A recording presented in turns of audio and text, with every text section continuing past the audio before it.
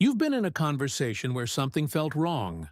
Someone said something hurtful, or unfair, or simply too much. And instead of saying what needed to be said, you went quiet. Your mind went blank. You nodded. You smiled, maybe. And later, alone, you thought of everything you should have said.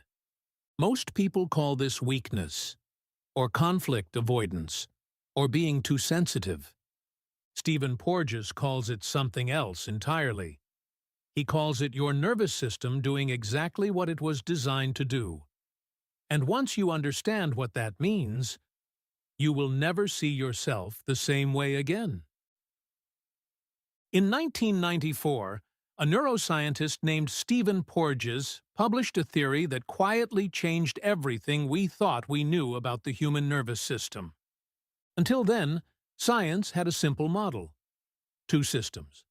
The sympathetic nervous system, fight or flight.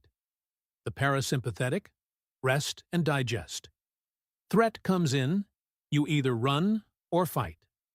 Threat passes, you relax. But Porges noticed something that didn't fit this model. Patients who had experienced severe trauma weren't just anxious. They were shutting down, collapsing, going blank, becoming unreachable. Not because they chose to, but because something in their physiology took over. His research revealed that the parasympathetic nervous system is not one system, but two. The ventral vagal branch, the newer, mammalian one, supports social engagement, connection, and calm. The dorsal vagal branch, ancient, reptilian, does something else entirely. When the threat becomes too great, it initiates a shutdown response. This was the discovery. Not two states. Three. Porges described these three states as a hierarchy. At the top, the social engagement system. When you feel safe, this is where you live. You can think clearly, connect with others, regulate your emotions. Your face is expressive.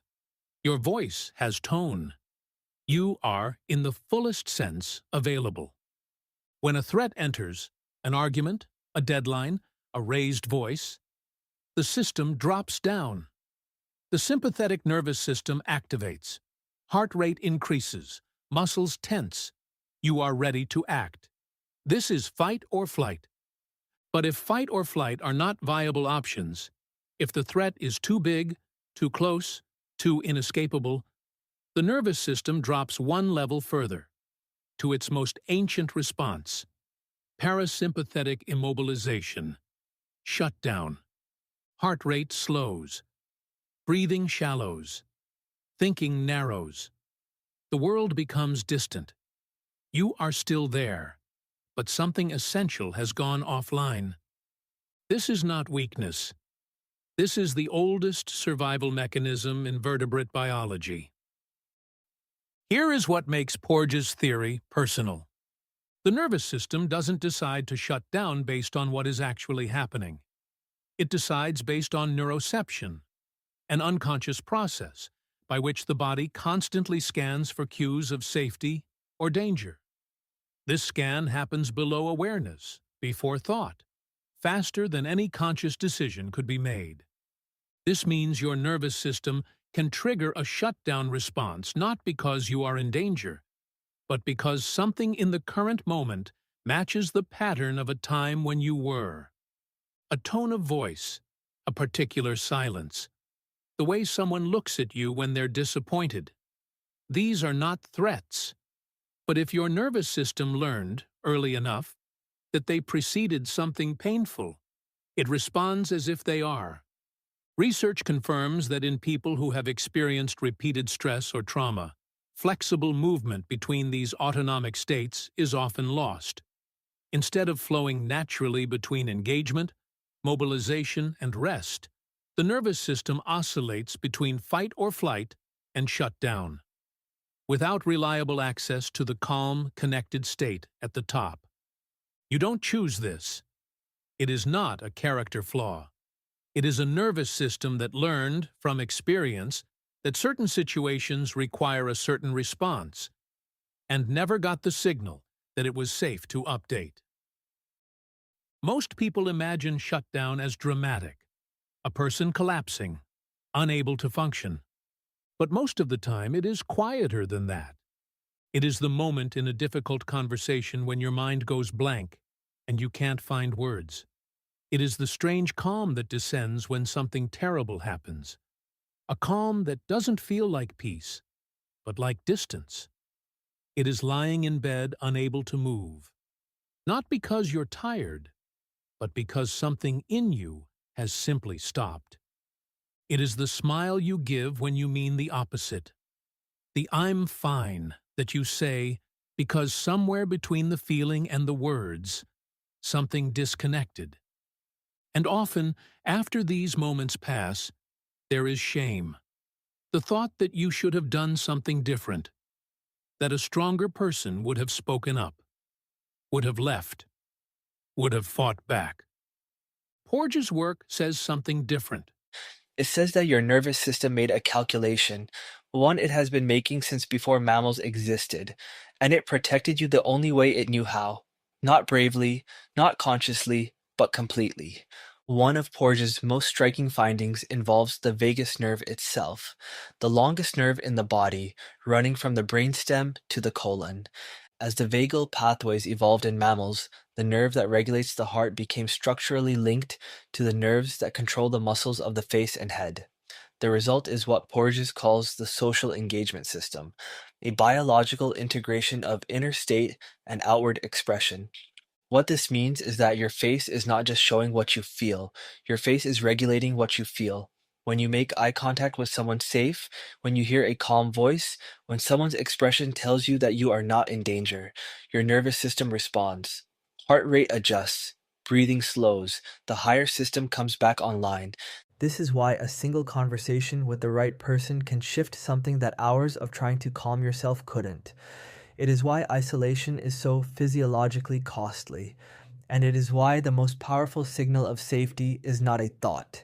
It is another regulated human being.